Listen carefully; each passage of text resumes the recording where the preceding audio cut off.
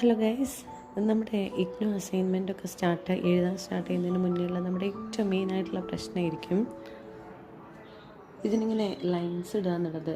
അതും 1-2-10 പേപ്പറിലൊന്നും ഇട്ടാൽ പോരല്ലോ. നമ്മുടെ ഈ 4 അസൈൻമെൻറ്റ്സിലും ഇങ്ങനെ എല്ലാ ഇതും നാല് സൈഡിലും വര വരയ്ക്കണം. ഈ 4 സൈഡിലും വര വരയ്ക്കുക എന്നുള്ളതും പോരാ, ഇവിടെ കുറച്ച് വലുതായിരിക്കണം. പിന്നെ ഈ ബാക്കി 3 സൈഡ്സിലും ഇതായിരിക്കണം. ഇതിപ്പോൾ ഞാൻ ഇൻട്രൊഡക്ഷന് വേണ്ടി വരച്ചു വെച്ചതാണ്. ജസ്റ്റ് മുകളിൽ എഴുതണം, ഇൻട്രൊഡക്ഷൻ വരയ്ക്കണം, അതിന് വേണ്ടി വെച്ചതാണ്. അപ്പം ഇതൊക്കെ എൻ്റെ ടൂൾസാണ് അസൈൻമെൻറ്റ് എഴുതാൻ.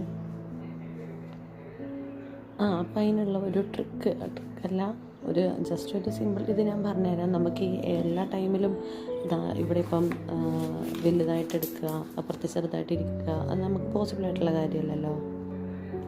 ഞാൻ എടുക്കുന്നത് എങ്ങനെയാണെന്ന് വെച്ചാൽ, ഇവിടെ ഈ വലിയ സ്കെയിലിൻ്റെ ഈ ഫുൾ ഭാഗം ഇവിടെ എടുക്കും.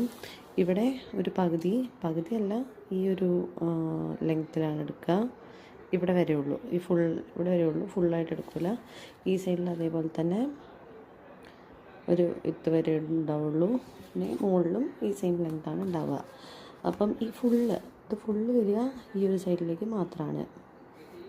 നമുക്ക് ആദ്യം ഞാൻ ചെയ്യുന്നത് എങ്ങനെയാണെന്ന് വെച്ചാൽ, കുറച്ച് പേപ്പേഴ്സ് നമ്മുടെ A4 ഷീറ്റ് ഇങ്ങനെയല്ലേ, അതിനകത്ത് ഇപ്പോൾ കുറച്ചിങ്ങനെ കെട്ടായിട്ട് ഇങ്ങനെ എടുക്കുക. കുറച്ച് കെട്ടായിട്ട് ഇങ്ങനെ എടുത്തു. എന്നിട്ട് അത് നമ്മുടെ എക്സാം ബോർഡിൻ്റെ ഇതിങ്ങനെ സ്ട്രെയിറ്റ് ആയിട്ട് വെക്കുക. എന്നിട്ട് നമ്മൾ സ്കെയിലെടുത്തിട്ട്, ഇതെല്ലാം അടിയിൽ തന്നെ കേട്ടോ, സ്കെയിലെടുത്ത് ഇങ്ങനെ പിടിച്ചിട്ട് ഇതിൻ്റെ അടിയിലേക്ക് ഇങ്ങനെ കുറച്ചിങ്ങനെ അമർത്തിയേ വരയ്ക്കണം. ഇപ്പം ഞാനൊരു പേപ്പറിൽ ഇങ്ങനെ വരച്ചു വെച്ചതാണ്, അമർത്തി വരയ്ക്കുക. അപ്പം ഞാൻ ഈ പേപ്പറൊന്ന് എടുത്ത് കാണിച്ചു തരാം, എൻ്റെ അടിയിലെ പേപ്പറിൽ എങ്ങനെയാണ് ഉണ്ടാവാനേ. ഇതൊക്കെ ഇതിപ്പോൾ നിങ്ങൾക്ക് കാണുന്നുണ്ടോ?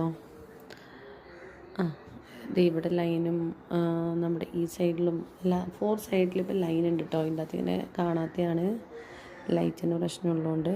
ഓക്കെ, ഇപ്പോൾ കുറച്ച് കാണുന്നില്ലേ? അങ്ങനെ ആവശ്യമില്ല, നമുക്ക് വരയുണ്ടാവും. അപ്പം നമ്മൾ ഇനി അതിൻ്റെ മുകളിൽ കൂടെ തന്നെ നമ്മൾ ഇങ്ങനെ വരച്ചാൽ മതി, അല്ലാതെ എല്ലാത്തിനും നമുക്ക് അളവെടുക്കേണ്ട ആവശ്യമില്ല.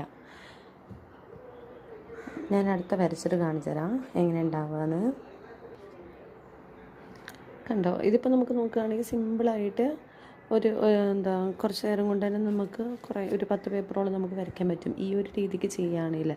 അല്ലെങ്കിൽ നമ്മളിങ്ങനെ അളവെടുത്ത് വരച്ചുകൊണ്ടിരിക്കുമ്പോൾ നല്ല ടൈം അതിനും പോകും കേട്ടോ.